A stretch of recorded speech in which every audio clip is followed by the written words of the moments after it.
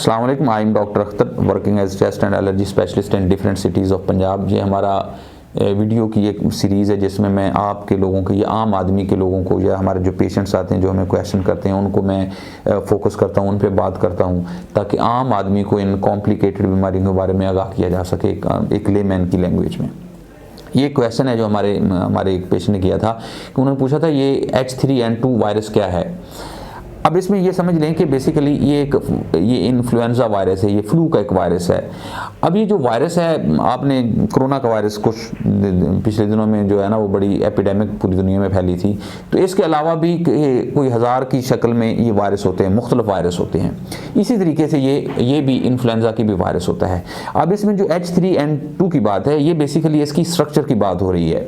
तो इसकी ख़ास किस्म की स्ट्रक्चर होती है, उसके अंदर एक न्यूक्लियस होता है, N कहते हैं, और जो उसका बाहर से वाल होती है वो उसको H से ज़ाहिर करते हैं। लेकिन इनका 3 और 2 का क्या मतलब है? ये असल में जब मुख्तलिफ लेवल पे जब ये एपिडेमिक्स इसके पहले आ चुके हैं इन्फ्लुएंजा के ना, तो उनमें इसमें म्यूटेशन हो जाती है उसके डीएनए के लेवल पे जाके वायरस की। जब वो म्यूटेशन हो जाती है तो जो उसकी प्रेजेंटेशन पिछले साल होती है उससे अगले साल डिफरेंट होती है, उससे अगले साल डिफरेंट होती है, उसमें चेंज आने की वजह से। तो उस चेंज को इन नंबरों में वो शो करते हैं, ये ज़ाहिर करते हैं, और इसी वजह से जो वैक्सीन है वो हर साल डिफरेंट होती है पिछले साल से इन्फ्लुएंजा की, अगर उसमें कुछ म्यूटेशन हो जाए या चेंज हो जाए।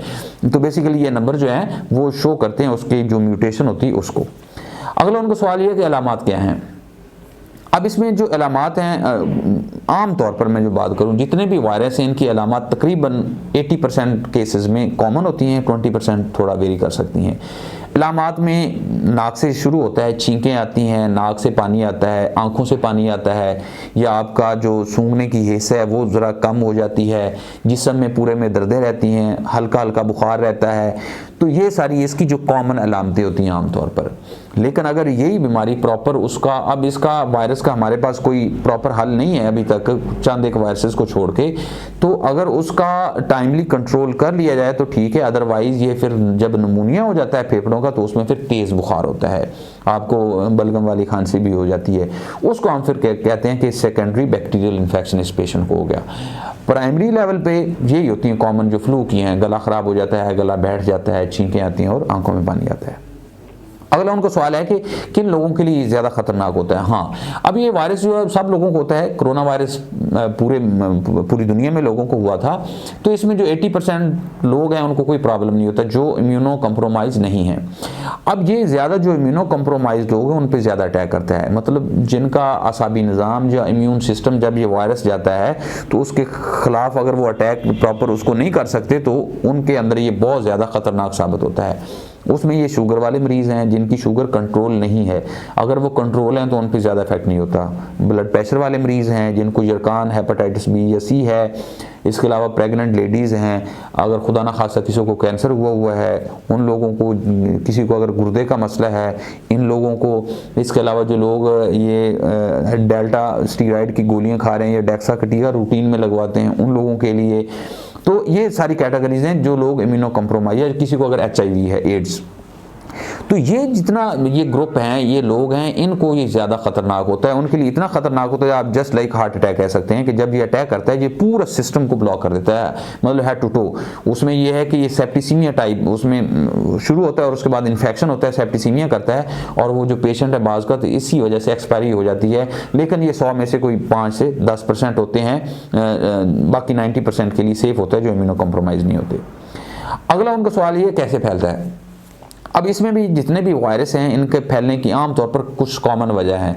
जिस तरह इसका ज़्यादा जो होता है वो अगर खांसी जब कर रहा है तो उसे अवॉइड करना है। अब इसमें इंपॉर्टेंट बात है, जितने लोग हमारे पास भी पेशेंट लेके आते हैं तो यूजुअली क्या होता है कि अगर उनका वो फादर है या मदर है या कोई भी रिश्तेदार है, वो जब हमारे पास आता है तो उसने मास्क नहीं लगाया होता। जो साथ में 2 आदमी होते हैं उन्होंने मास्क लगाया होता है। ये बिल्कुल उल्टा है और गलत है। अगर एक आदमी को बीमार है, वायरस है, यही फ्लू का वायरस है, तो आपने उस पेशेंट को वो मास्क लगाना है। आपको लगाने की नहीं ज़रूरत, अगर आपने लगाना लगा सकते हैं तो कुछ फ़ायदा होगा, लेकिन मेन फ़ायदा होगा अगर आप उसको मास्क लगा कर रखेंगे। तो इसमें एक खांसी वजह होती है।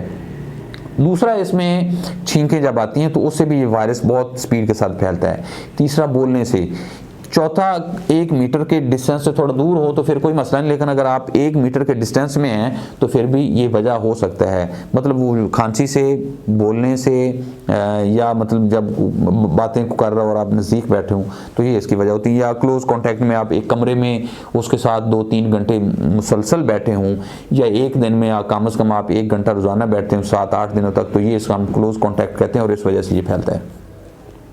अगर उन्होंने इलाज का पूछा, अब इसका जो है ना वो इलाज मुस्तकिल इलाज नहीं होता, इसको हम सिम्टोमेटिक कंट्रोल भी करते हैं। जितने भी वायरस होते हैं, जिस तरह अभी कोरोना की वैक्सीन आ गई है, हम प्रिवेंशन करते हैं, या फ्लू की वैक्सीन अक्टूबर में अवेलेबल होती है। जितने भी लोग मैंने गिनवाए हैं जिनको एज़मा या दमे का मसला है, COPD है, जो किसी को शुगर है, तो प्रेग्नेंट लेडीज़, बच्चे, ज़्यादा बूढ़े लोग, तो इन लोगों को टाइम से वैक्सीन करवा लेनी चाहिए। फ्लू की अक्टूबर में होती है, तो वो फिर किसी हद तक कोई 50-60% तक प्रोटेक्शन मिल जाती है, लेकिन इसका कोई प्रॉपर इलाज नहीं होता। अगला उसमें उन्होंने बताया कि बचाव क्या है। बचाव यही है कि अगर किसी को वायरस है, फॉर एग्जांपल घर में या कहीं भी आप गए हैं, तो मास्क पहन के रखें, जो कोरोना के दौर में लोगों ने इस पर बहुत अमल किया था। लेकिन मास्क का मैंने फ़र्क बता दिया कि जिस आदमी को है उसने पहना है, दूसरों को पहनने का इसका कोई ज़्यादा बेनिफिट नहीं होगा। एक ये करना है, दूसरा ये करना है कि आपने फ्रिक्वेंटली हाथ धोने हैं। अगर आप मास्क नहीं पहन रहे, जिसको भी है या किसी को नहीं भी है, अगर घर में किसी को फ्लू है तो आपने फ्रिक्वेंटली अपने हाथ धोने हैं, साबुन से बार-बार धोने हैं। तो ये 2-3 मेजर करने से, और एक कमरे में इकट्ठे नहीं बैठना, ये बड़ा इंपॉर्टेंट है। अगर आप एक कमरे में इकट्ठे बैठते हैं क्लोज कॉन्टैक्ट में, मतलब तकरीबन 8 घंटे एक दिन में या 1-1 घंटा करके 7-8 दिनों में, तो ये क्लोज कॉन्टैक्ट में आता है और इस वजह से जो है ये वायरस बहुत ज़्यादा फैलता है। तो इसमें अगर घर में किसी को है तो वो 2-4 दिनों के लिए, जब तक उसको अलामात हैं, वो बरामदे में, या उसका कम से कम एक वेंटिलेशन का सिस्टम होना चाहिए, एक क्रॉस वेंटिलेशन हम जिसको कहते हैं, तो फिर इससे बचा जा सकता है। समरी इसकी ये है कि अगर किसी को भी फ्लू का वायरस अगर हो जाता है, इन्फेक्शन हो जाता है, तो उसमें आपने आम तौर पर जो हम घर में करते हैं, आपने गरारे करने हैं, आपने अगर बुखार है तो पैनाडोल लेनी है, एंटीबायोटिक खाने की बिल्कुल ज़रूरत नहीं है। हाँ, अगर उसमें इन्फेक्शन स्प्रेड कर जाए, लंग्स के अंदर नमूनिया हो जाए सेकेंडरी, तो उसमें फिर एंटीबायोटिक की ज़रूरत पड़ जा सकती है, लेकिन रूटीन में इसमें एंटीबायोटिक लेने की ज़रूरत नहीं। जस्ट आपने सिम्टोमेटिक करना है, गरारे वगैरह करने हैं, 5-7 दिन रेस्ट करना है, पानी अच्छे बहुत ज़्यादा पीना है, बल्कि इसमें फ़ायदा होता है, जूस वगैरह पिए, तो इस तरीके से आप जो है ना वो इससे बच सकते हैं।